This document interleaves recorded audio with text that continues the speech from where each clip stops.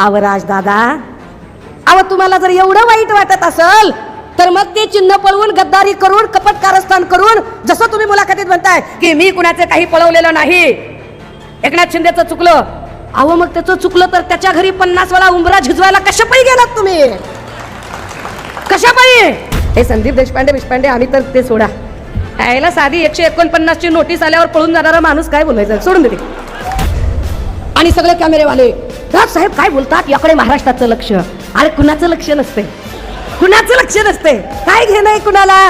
जो माणूस इथे सांगत होता 70,000 कोटीचा घोटाळा केलेल्या अजित पवारला तर आम्ही सत्तेत आल्यावर चक्की पीसिंग अँड पीसिंग, अहो तोच माणूस पहाट किसिंग अँड किसिंग करत होता.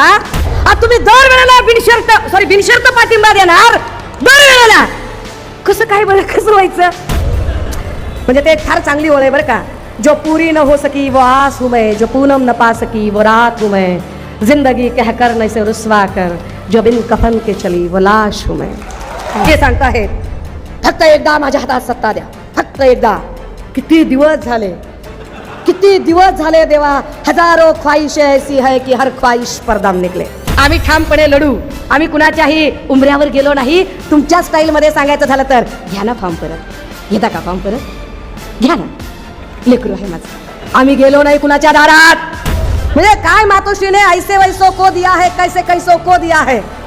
आयला ज्यांना कुणी गल्ली बोलात ओळखत नव्हता त्यांची वर्षा सह्याद्रीवर वावरण्याची ऐपत ज्या मातोश्रीने तयार केली, जे राजपुत्र आहेत. आणि त्या राजपुत्र उमेदवाराच्या साठी नावात बाकी स्थान असलं तरी नसलं तरी जाऊ दे, पण नावात राज असणारी माणसं तिकडं सभा घेत आहेत. आणि मग त्या सभा घेणाऱ्या लोकांनी काल परवा कुठेतरी वरळी बोरिवली इकडे तिकडे जाऊन काही मुद्दे मांडले. ते म्हणाले मी माझ्या पोलीस भावांच्यासाठी उभा राहणार आहे. अच्छा, तुम्ही तुमच्या पोलीस भावांच्यासाठी उभं राहणार आहात. मग जेव्हा पोलिसांचा अपमान होत होता, पोलीस पत्नींचा अपमान होत होता, तेव्हा तुम्ही कृष्णकुंजच्या बाहेर का निघाला नाहीत, का बोलला नाहीत त्यावेळेला तुम्ही? जर पोलिसांच्या अपमानाबद्दल तुम्हाला इतकी काळजी वाटते तर पोलिसांचा धाक राहावा यासाठी तुम्ही का विशेष प्रयत्न केले नाही? काय केलं सत्ताधारी आमदारांनी? हा सदा सरवणकर बोलायची इच्छा नसते हो राव. म्हणजे काय मातोश्रीने ऐसे वैसो को दिया है, कैसे कैसो को दिया है. आयला ज्यांना कुणी गल्ली बोलात ओळखत नव्हता त्यांची वर्षा सह्याद्रीवर वावरण्याची ऐपत ज्या मातोश्रीने तयार केली, त्या मातोश्रीवर उलटायची भाषा करतात. ज्या माणसाला मातोश्रीने नगरसेवक केलं, इथं महिला वॉर्ड होता, महिला वॉर्ड राखीव पडलाय म्हटल्यावर लगेच दुसऱ्या वॉर्ड मध्ये गेला, तिकडच्याचं तिकीट कापलं, आमदारकीला आमच्या विशाखाताईंचं तिकीट कापलं. ह्याला किती पद द्यायची, किती भूक असावी माणसाला, किती भूक असावी. पण एवढी भूक असून सुद्धा भूक क्षमतच नाही. पोट किती मोठं, पोट क्षमतच नाही त्या सगळ्यांच्या सोबत.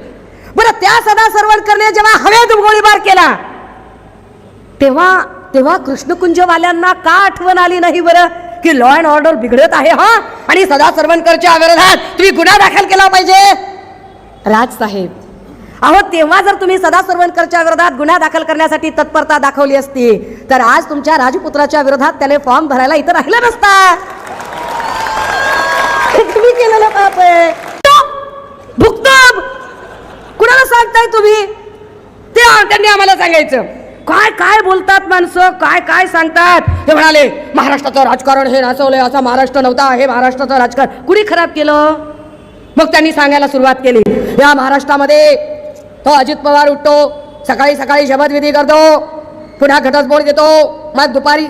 अरे हो हो हो हो हो कळलं आम्हाला. काय आवाज फक्त तुम्हालाच करता येतात का? मिमिक्र्या तुम्हालाच करता येतात का? हा, हमने अभी हमारे हुनर दिखाए कहाँ है? अरे दादा, तुम्हाला जर एवढं वाटत होतं की महाराष्ट्राचं राजकारण फार रसातळाला गेलेलं आहे आणि अजित पवारांचा पहाटेचा शपथविधी तुम्हाला खटकलेला आहे, दुपारचाही शपथविधी तुम्हाला खटकलेला आहे, तर हा शपथविधी ज्या माणसामुळे झाला, हा शपथविधी ज्या माणसामुळे झाला, जो माणूस आधी निवडणुकीच्या आधी सांगत होता 70,000 करोड का सिंचाई का घोटाळा, जो माणूस इथे सांगत होता 70,000 कोटीचा घोटाळा केलेल्या अजित पवारला तर आम्ही सत्तेत आल्यावर चक्की पीसिंग अँड पीसिंग, अहो तोच माणूस पहाट किसिंग किसिंग अँड किसिंग करत होता, त्याच्यावर तुम्हाला बोलायचं सुचत नाही का? अजित पवारवर बोलायचं सुचतंय तुम्हाला, पण देवेंद्र फडणवीसांवर तुमची मेहरबानी कशासाठी? का ईडीची नोटीस वाचवण्यासाठी? म्हणजे आम्ही काय इतकेही दूधखोळे नाहीत, आम्ही काय धोत्रावर इन करत नाही का डोसक्याला गोड तेल लावत नाही. आम्हाला बी कळतंय की राव की तुमचं नेमकं काय चाललंय आणि काय नाही ते. महाराष्ट्राचं राजकारण रसातळाला चाललंय. होय, महाराष्ट्राचं राजकारण रसातळाला चाललंय. कुणी कुठेही जातो, कुणी कुठेही येतो, कुणी कुणाचं चिन्ह पळवतो. अच्छा, खरंच तुम्हाला असं वाटतंय कुणी कुणाचं चिन्ह पळवतो वगैरे आणि हे वाईट वाटतंय तुम्हाला? अव राज दादा, अव तुम्हाला जर एवढं वाईट वाटत असेल तर मग ते चिन्ह पळवून गद्दारी करून कपट कारस्थान करून, जसं तुम्ही मुलाखतीत म्हणताय की मी कुणाचे काही पळवलेलं नाही, एकनाथ शिंदेचं चुकलं.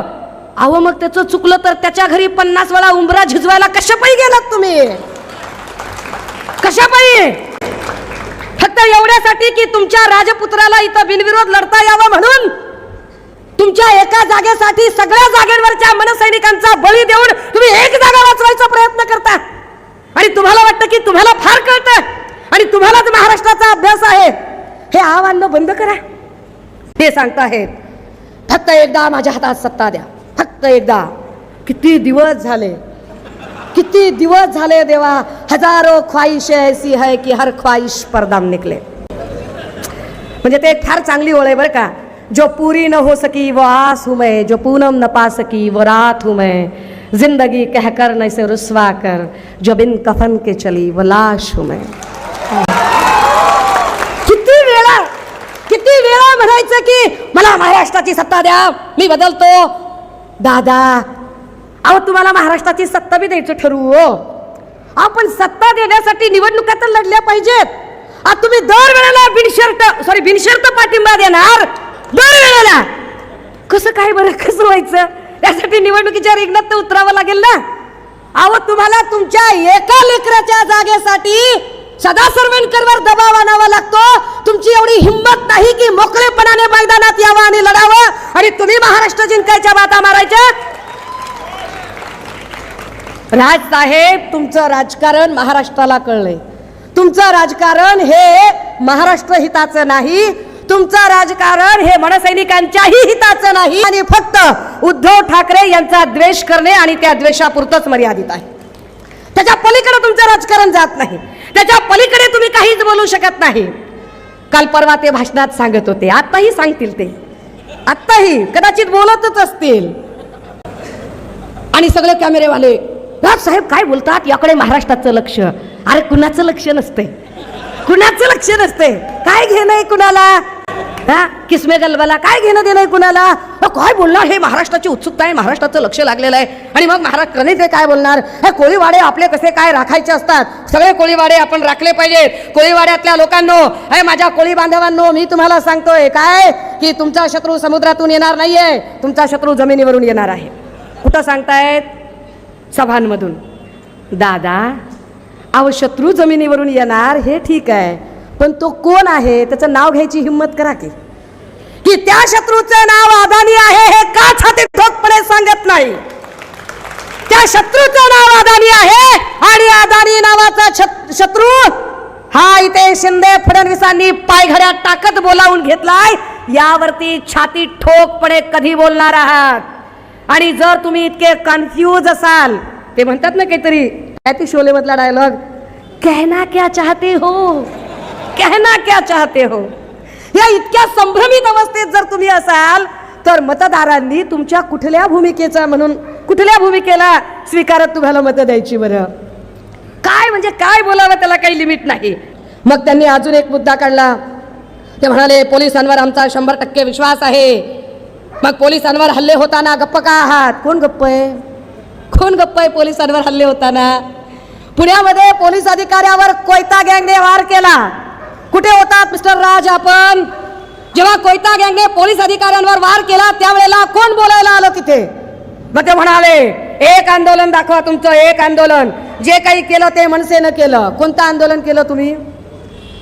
मूळ धारावीकरांना विस्थापित करण्याचा डाव जेव्हा अदानीने घातला त्यावेळेला त्या मूळ धारावीकरांच्या मदतीला तुम्ही कधीतरी धावून गेलात का? मूळ धारावीकरांच्या मदतीला धावून गेले ते पक्षप्रमुख सन्मान्य उद्धव बाळासाहेब ठाकरे. तुम्ही नाहीच धावून गेला. जेव्हा बदलापूरचं आंदोलन झालं आणि बदलापूरमध्ये आमच्या सगळ्या पालकांवरती लाठी हल्ले झाले, वामन म्हात्रे सारखा एक फडतूस माणूस आमच्या महिला पत्रकार भगिनीबद्दल अर्वाच्य पद्धतीने बोलला आणि त्याच्यावरती पोलीस कंप्लेंट झाली पाहिजे म्हणून 7 तास मी पोलीस स्टेशनला उन्हात थांबले होते. तेव्हा तुम्ही नव्हतात राजदादा तिथे. तेव्हा माझा शिवसैनिक लढत होता रस्त्यावर. तेव्हा तुम्ही नव्हतात. तुम्ही बोललाच नाहीत की अरे तो आपटे अजूनही सापडत का नाही यावर तुम्ही एका चकार शब्दाने बोलला नाहीत. जेव्हा तिथे आमच्या छत्रपती शिवरायांचा पुतळा पडला, महाराष्ट्राचा आराध्य आमच्या श्वासाश्वासात, आमच्या धमन्या धमन्यामध्ये, रक्ताच्या थेंबात थेंबामध्ये ज्या छत्रपती शिवरायांचा वसा आणि वारसा आहे त्या शिवरायांचा पुतळा पडला, तेव्हा राजसाहेब आदल्या दिवशी तुम्ही आदित्य दादांना बघितलं आणि मग तुम्हाला अचानक जाग आली आणि मग तुम्ही तिकडे जायला प्रस्थान केलं. पण तिथलं आंदोलन, तो प्रश्न उचलला तो आमचा निष्ठावंत शिलेदार आमदार वैभव नाईक यांनी. तुम्ही नव्हतात तिथे. तुम्ही कुठल्या आंदोलनाबद्दल बोलताय? मग ते म्हणाले मी टोल नाका बंद केला. अरे काय? कुठला टोल नाका बंद केला? मुंबईतले? अरे लुटून खाल्लं सगळ्या टोलवाल्यांनी, लुटून खाल्लं. पोटा फुटायची वेळ आली, कार्यकाल संपत आला, ते टोल नाके बंद झाले. जर तुमच्यात एवढी हिंमत असेल, होय मी मागेही सांगितलं आणि पुन्हा एकदा सांगते, तुमच्या बिल्डिंगच्या आजूबाजूचे लोक तुम्हाला घाबरत असतील, सुषमा अंधारे घाबरत नाही तुम्हाला. जर तुमच्यात हिंमत असेल आणि टोल नाके तुम्हाला बंद करता येत असतील तर जरा जो सदोष समृद्धी हायवे बनवला गेला आणि घाईघाईत बनवलेल्या समृद्धी हायवेवर आतापर्यंत शेकडो जीव गेले, त्याच्यावर जो आम्हाला साधारण 1000 रुपयापेक्षा जास्त टोल द्यावा लागतो, ते टोल नाके बंद करून दाखवा. जर हिम्मत असेल तर मुंबई नाशिक मार्गावरचे टोल नाके बंद करून दाखवा. जर हिम्मत असेल तर पुणे बेंगलोर, मुंबई बेंगलोर हायवेवरचे सगळे टोल नाके बंद करून दाखवा. मग आम्ही तुमची पाठ थोपटतो आणि आम्ही पण तुमच्या सोबत येतो. कुणाला उगाच फुशार क्या, उगाच मिशीवर तांदूळ ठेवून क्या खाए तो बिरयानी खाए, ऐसे नहीं जमता भैया, ऐसे नहीं जमता. आपको अगर लगता होगा कि लोगों को नहीं समझता और मैं ऐसे लोगों को येड़ा बनाऊंगा तो लोग येड़े बनने को बिल्कुल तैयार नहीं है. महाराष्ट्राची जनता, इथला शिवसैनिक जागरूक आहे, सजग आहे, त्याला चांगलं काय वाईट काय कळतं. आणि होय, तुमच्या राजपुत्राबद्दल अर्थात अमित ठाकरे यांच्याबद्दल आमच्या मनात सदिच्छा आहेत, फार सदिच्छा आहेत. त्यांचं चांगलंच व्हावं, पण त्यांचं चांगलं व्हावं ही सदिच्छा बाळगणं वेगळं आणि माहीम मतदारसंघाचा विकास होण्यासाठी एक दमदार सक्षम नेतृत्व मागणं ही भूमिका मांडणं वेगळं. त्यामुळे आम्हाला तुम्ही जरी वाईट चिंतलं, तुम्ही जरी जाणीवपूर्वक ठरवून वरळीत जाऊन सभा घेतल्या तरी आम्ही वाईट चिंतणारे नाहीत.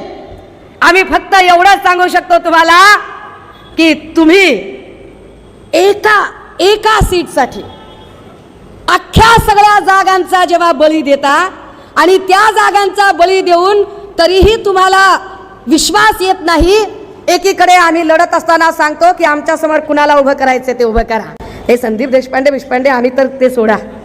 यायला साधी 149 ची नोटीस आल्यावर पळून जाणारा माणूस काय बोलायचं, सोडून दे. पण आम्ही म्हणालो की तुम्ही शायना एनसीला उभं करा की अजून कोणाला उभं करा, आम्हाला फरक पडत नाही. आम्ही ठामपणे लढू. आम्ही कुणाच्याही उंबऱ्यावर गेलो नाही. तुमच्या स्टाईलमध्ये सांगायचं झालं तर घ्या ना फॉर्म परत. घेता का फॉर्म परत? घ्या ना. लेकरू आहे माझं, पहिल्यांदाच उभं राहिले. पहिल्यांदा पहिलं प्रेम, पहिली भेट, पहिली निवडणूक, पहिला उमेदवार. घ्या ना. आम्ही गेलो नाही कुणाच्या दारात. आम्ही ठामपणे सांगितलं की वरळीत कुणी ताकदीचा उभा राहू देत. आम्हाला आमच्या कर्तृत्वावर, आमच्या कामावर, आमच्या विचारधारेवर विश्वास आहे की वरळीची निवडणूक आम्ही ताकदीने निवडून दाखवू, जिंकून दाखवू. आम्ही तुमच्यासारखी सहानुभूतीची भीक मागत बसलो नाही.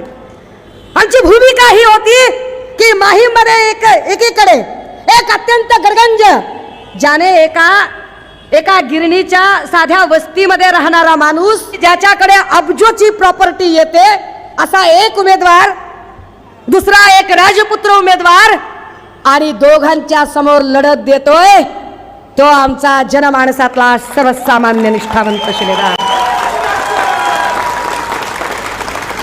काही लोक म्हणाले की अहो, शिवसेनेने जे महाराष्ट्रात उमेदवार दिलेत ते उमेदवार फार असे साधे साधे उमेदवार आहेत. तो म्हणाले फार आर्थिकदृष्ट्या सक्षम नाहीत. हो, आम्ही आर्थिकदृष्ट्या सक्षम लोकांना सक्षम करतच नाही. हा वंदनीय बाळासाहेबांचा विचार वसा आणि वारसा आहे, जो उद्धव साहेबांनीच जपलाय की आजही आम्ही सामान्यातल्या सामान्य शिवसैनिकाला त्याच वर्षापर्यंत पोहोचवण्याची क्षमता बाळगतो आणि तो ध्यास ठेवून आम्ही उमेदवारी देतो. आम्हाला आनंद आणि अभिमान आहे की आमच्याकडे महेश सावंत यांच्यासारखे निष्ठावंत शिलेदार आहेत की जे कठीण काळात आमच्यासोबत थांबले, जे पोलीस कारवायांना घाबरले नाही. दादा, किती नंबर आहे आपला मशीनवरचा? 2 नंबर आहे. किती नंबर आहे? 2 नंबर आहे मशीनवरचा. लक्षात ठेवायचं, विसरायचं नाही. 2 नंबरचे धंदे करून पैसे कमावलेल्या माणसांना गाडायचं असेल तर ईव्हीएम मशीनवरचा 2 नंबरचं बटन दाबायचं आणि धमक्यात सांगायचं, लढणार आणि भिडणार महाराष्ट्रात फक्त मशाल आणि मशालच पेटणार. लावा ताकद आम्ही नाही वाकद, हे खात्रीने सांगूया आणि मशालीला आपण बळकट करूया. येणाऱ्या काळात मी तुमच्या सोबत 23 तारखेचा गुलाल उधळायला तुमच्या सोबत असेल. मला खात्री आहे की तुम्ही सगळे सोबत थांबाल. वेळेच्या अभावी थांबते. आणि हो, कुणाच्याही भावना दुखावण्याचा हेतू नव्हता, पण दुखावल्याच असतील भावना तर त्याला माझा नाईलाज आहे. मला असंच बोलायचं होतं आणि हेच बोलायचं होतं. आणि हो, हे कागद एक लक्षात ठेवा, हा राहिला जरा. हा आपला माणूस नितीन सरदेसाई, या बिचाऱ्याला 5 वर्ष खर्च करायला लावला. ह्यानं सगळ्या जाहिराती लावल्या सगळीकडं आणि या माणसाचं ऐन वेळेला तिकीट कापून आपल्या राजपुत्राचं पुनर्वसन करण्याचा प्रयत्न ज्याने केला, जो माणूस अशा सर्वसामान्य माणसासोबत, तिथे उद्धव साहेबांनी फरक दाखवलाय की एका निष्ठावंत शिलेदाराला उमेदवारी देणं. मला खात्री आहे की त्या निष्ठावंत शिलेदाराच्या सोबत आपण सगळे उभे राहाल ताकदीने. पुन्हा एकदा आपली निशाणी, आपली निशाणी, आपली निशाणी. एकनाथ शिंदे, देवेंद्र फडणवीस यांना निवडणुका तोंडावर आल्यावरच लाडकी बहीण का आठवली असा सवाल उपस्थित करत गद्दारी करून मुख्यमंत्री झालेल्या एकनाथ शिंदे यांच्यासह महायुतीतला जनतेने लोकसभेत चांगलाच हात दाखवला आहे. त्यामुळे आता लोकांना बोलवण्यासाठी टीव्हीवर योजनांची जाहिरातबाजी केली जात आहे. मुळात चांगल्या गोष्टींची जाहिरात करावीच लागत नाही. त्यामुळे अशा पद्धतीने खोटी जाहिरातबाजी करणाऱ्या महायुतीला लाडक्या बहिणींनी विधानसभेतही हात दाखवावा असं आवाहन शिवसेना नेत्या उपनेत्या सुषमा अंधारे यांनी केलंय. कराड येथे महाविकास आघाडीचे अधिकृत उमेदवार माजी मुख्यमंत्री आमदार पृथ्वीराज चव्हाण यांच्या प्रचारार्थ आयोजित महिला मेळाव्यात त्या बोलत होत्या. विचारमंचावर कराडच्या माजी नगराध्यक्षा शारदाताई जाधव, मलकापूरच्या माजी नगराध्यक्षा नीलमताई येडगे, माजी जिल्हा परिषद सदस्या श्यामबाला घोडगे, अर्चनाताई पाटील यांची यावेळी प्रमुख उपस्थिती होती. सुषमा अंधारे म्हणाल्या, कोरोना काळात मुख्यमंत्री उद्धव ठाकरे यांनी केलेल्या कामाची दखल जागतिक संघटनेने घेतली होती. त्यांनी सरसकट शेतकऱ्यांचा 7/12 कोरा केला. 3 लाखांपर्यंत कर्जमाफी केली. नियमित परतफेड करणाऱ्यांनाही 50,000चा लाभ दिला. मात्र सध्या शेतमालाला किमान आधारभूत किंमत मिळत नाही. प्रचंड महागाई, बेरोजगारी आता वाढलेली आहे. विकासावर बोलायला महायुतीकडे शब्द नसल्याने ते कटेंगे बटेंगेची भाषा बोलत आहे. बोलताना सुषमा अंधारे म्हणाल्या, जाती जातीत तेढ निर्माण करणाऱ्या लाडक्या बहिणीबद्दल पोकळ कळवळा दाखवणाऱ्या लोकांचा खरा चेहरा आता समोर आला आहे. अनेक ठिकाणी होत असलेल्या महिला अत्याचारांच्या घटना, महिलांबद्दल काढण्यात येणारे अपशब्द संताप आणणाऱ्या गोष्टी आहेत. महाराष्ट्रात कधीही असली गलिच्छ भाषा वापरली गेलेली नाही. ते गलिच्छ अस्थिर राजकारण फडणवीस यांनी केलंय. आता त्यांची वाईट नजर सुसंस्कृत कराडवर पडली असून त्यांनी येथे धार्मिक दंगली घडवायच्या आहेत. परंतु कराडची जनता साक्षर व सुज्ञ आहे. इथे जातीय वाद चालत नसून आपण कराडची संस्कृती कधीही हरवू देणार नाही याची मला खात्री असल्याचंही यावेळी सुषमा अंधारे म्हणाल्या. पृथ्वीराज चव्हाण म्हणाले की भाजपच्या 10 वर्षाच्या काळात महाराष्ट्राची मोठी अधोगती झाली. अनेक उद्योग गुजरातला पळवले. सरकार पाडण्यासाठी 50 कोटी रुपये देऊन आमदार खरेदी केले गेले. रस्ते, पूल, अन्य विकास कामातही पैसे खाणाऱ्या सरकारने शिवरायांचा पुतळा उभारण्यातही पैसे खाऊन महाराष्ट्राच्या अस्मितेला धक्का लावला. त्यामुळे अशा भ्रष्ट लोकांना जनता नक्कीच धडा शिकवेल. ते पुढे म्हणाले की सध्या युवकांना रोजगार नाही, सोयाबीन, कापूस, कांदा याला हमी भाव नाहीये. मोदींच्या चुकीच्या कृषी विषयक धोरणामुळे महाराष्ट्रात दररोज सरासरी 7 शेतकरी आत्महत्या करत आहे. याला मोदी फडणवीस जबाबदार आहेत. महागाई वाढली त्यावेळी त्यांना बहिणीची आठवण आली नाही. अग्निवीरच्या नावाखाली युवकांची दिशाभूल केली जात त्यांच्यासमोर कोणतीही शाश्वती भविष्य नाहीये. त्यामुळे अशा भ्रष्टाचारी सरकारला हद्दपार करायला पाहिजे. कराडची जागा राज्याचे नेतृत्व करणारी कराडच्या प्रीतिम संगमाला यशवंतराव चव्हाण यांच्या सुसंस्कृत राजकारणाचा वारसा आहे. तो वारसा सुसंस्कृत राजकारणी व निष्कलंक व्यक्तिमत्व असलेली माजी मुख्यमंत्री पृथ्वीराज चव्हाण सक्षमपणे चालवत आहे. परंतु येथे जातीयवाद राजकारण करणाऱ्या फडणवीस यांचे उमेदवार पैशांच्या जोरावर उड्या मारत आहेत. बाबांनी त्यांना 2 वेळा पाडलं, आता तिसऱ्यांदा त्यांची पाडायची हौस तुम्ही पूर्ण करा. कराडची जागा ही महाराष्ट्राचे नेतृत्व करणारी जागा आहे. तब्बल 1800 कोटी रुपयांचा विकास निधी आणणाऱ्या पृथ्वीराज चव्हाण यांच्यासारख्या सुसंस्कृत नेतृत्वाला साथ दिल्याचा राज्याला नेतृत्व लाभेल असा विश्वास सुषमा अंधारे यांनी व्यक्त केला आहे. यावेळी त्यांनी राज ठाकरे यांच्यावर जोरदार हल्लाबोल चढवला होता. आता यावर तुम्हाला काय वाटतं? तुमचं मत कमेंट बॉक्समध्ये लिहायला अजिबात विसरू नका. व्हिडिओ आवडला असेल तर जास्तीत जास्त शेअर करा. आणि आतापर्यंत मराठी जनता आपण आपल्या या चॅनलला सबस्क्राईब जर केलेलं नसेल तर चॅनलला सबस्क्राईब करा.